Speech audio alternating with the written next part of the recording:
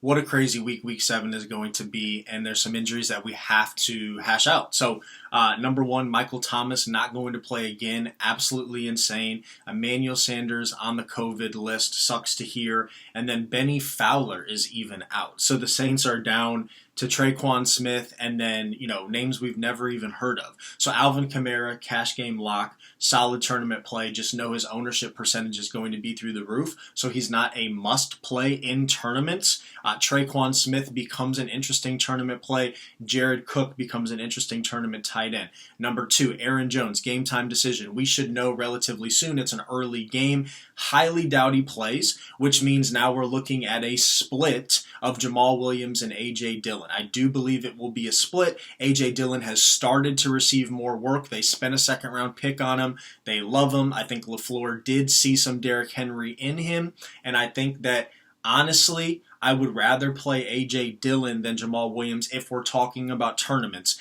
Cash, Jamal Williams would be a solid play. I'm a big Jamal Williams fan, but I see him as a solid player, not a player with a ton of upside. I prefer to attack this game with the Packers' passing options. Number three, Joe Mixon is out. That makes Gio almost a free square in cash.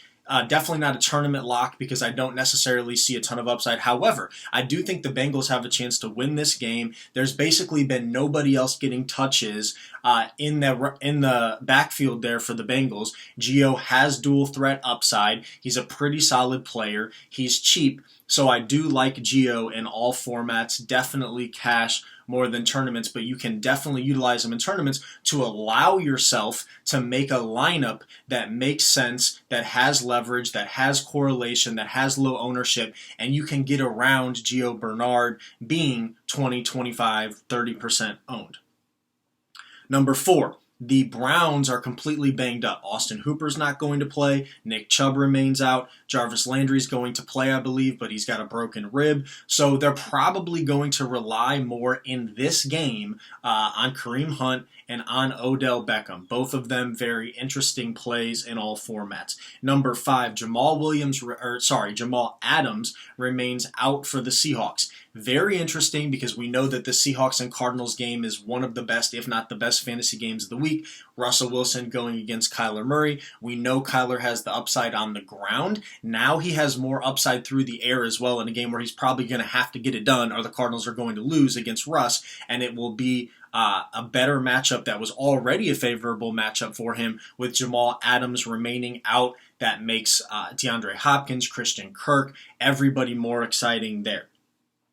Number six, I do like the Bucs against the Raiders, and the Raiders will be without their starting right tackle, I believe it is Trent Brown, due to COVID. That helps the Bucs defense. Number seven, Jordan Akins, it sounds like he's going to continue to remain out, which is insane. So Darren Fells, who's been balling, will continue to be a solid option. Possibly, I think this is my favorite game of the week, the Packers at the Texans. Deshaun Watson unleashed without Bill O'Brien. Darren Fells continues to be a good play. John Brown is out. Dawson Knox is out. So Stephon Diggs, Gabriel Davis, the exciting rookie, Cole Beasley. These guys are very interesting in a good matchup against the Jets, where with Sam Darnold coming back, even though Jamison Crowder is out, which makes Denzel Mims, Brashad Perryman, and Braxton Berrios. I'll just sneak that in because I don't think that one's as great. The Jets might actually have a little bit of fight in them this week. I say might, with Sam Darnold coming back. So Josh Allen might have a pop week here, and that could help those receivers, those pass catchers with John Brown and Dawson Knox out. Those are the top 8 that I find valuable for the main slate. So I will leave it at that because, of course, we have a lot of decoding to do. Good luck, everybody, in Week 7.